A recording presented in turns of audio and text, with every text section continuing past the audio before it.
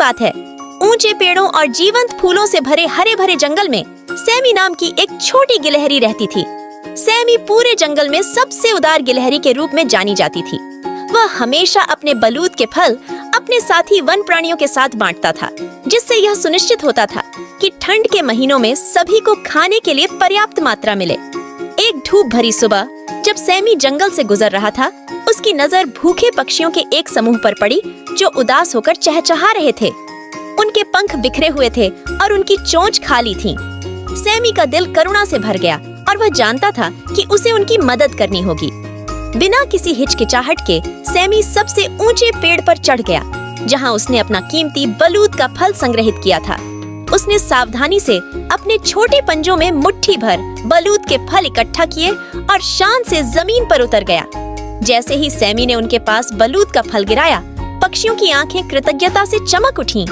Sami की दयालुता की बात पूरे जंगल में फैल गई और जल्द ही सभी कोनों से जानवर उसकी उदारता देखने आए। वे उसकी निस्वार्थता से आश्चर्यचकित थे और उससे सीखना चाहते थे। दयालु गिलहरी होने के नाते सैमी ने उन्हें साझा करने का आनंद सिखाने का फैसला किया। उसने सभी जानवरों को एक शानदार ओक के पेड़ के नीचे इकट्ठा किया और अपनी कहानी शुरू की। एक समय की बात है, सैमी ने शुरू किया। वहाँ एक जंगल था जहाँ सभी जानवर सौहार्दपूर्वक रहते थे, लेकिन एक प्राणी था जो साझा करने की खुशी को नहीं समझता था। सैमी ने आगे कहा, इस जंगल में बोरिस नाम का एक गुस्सैल बूढ़ा भालू रहता था। बोरिस हमेशा जामुन और मछली जमा करता था, दूसरों के साथ साझा करने को कभी तैयार नहीं था। जंगल के जानवर उदास और दूर हो गए क्योंकि बोरिस के स्वार्थ ने विभाजन पैदा कर दिया था। एक दिन, सैमी ने जारी रखा, जंगल में एक भयानक तूफान आया जिससे कई घर नष्ट हो गए और जानवरों को भूखा और डरा दिया गया। बोरिस को अपने तरीकों की गलती का एहसास हुआ। उसने बदलने का फैसला किया।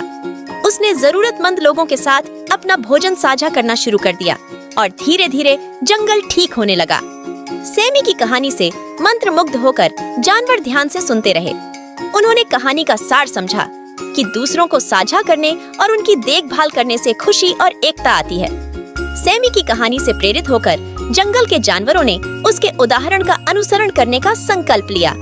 उन्होंने अपना भोजन साझा करने, जरूरतमंद लोगों की मदद करने और एक सौहार्दपूर्ण जंगल बनाने का वादा किया जहां उदारता पनपे। उस दिन के बाद से उदार गिलहरी के रूप में सैमी की प्रतिष्ठा और भी मजबूत हो गई। दूर दूर के जानवर उसके कार्यों को देखने के लिए जंगल में आते थे और खुशी से भर जाते थे, क्योंकि वह देखता था कि उसके कार्यों का वन समुदाय पर सकारात्मक प्रभाव पड़ा है। एक समय विभाजित जानवर अब उदारता की भावना से एकजुट होकर सद्भाव में रहते थे। जैसे जैसे मौसम बीतते गए, सैमी की विरासत वन प्राणियों की पीढ़ियों को प्रेरित करती रही। जंगल दया और करुणा का प्रतीक बन गया, जहां हर जानवर एक दूसरे के साथ साझा करने और देखभाल करने के महत्व को समझता था। और इसलिए कहानी का नैतिक अर्थ स्पष्ट है, जीवन में सच्चा आनंद दूसरों को देने और साझा करने से आता है। सैमी की तरह हम जहाँ भी जाएं, उदारता अपनाकर और दयालुता फैलाकर दुनिया में बदलाव ला सकते हैं। साथ मिलकर हम एक ऐसी दुनिया बना सकते हैं जहां हर कोई प्यार, महत्व और देखभाल महसूस करे। याद रखें प्यारे दोस्तों, उदार गिलहरी सैमी की कहानी हमें याद दिलाती है कि दयालुता का एक भी कार्य अच्छाई की श्रृंखलाबद्ध प्रतिक्रिया को प्रज्वलित कर सकता है। तो आइए हम सभी सैमी की तरह बने और हमारे दिल दूसरों के साथ साझा करने और उनकी देखभाल करने की खुशी से भरे रहें।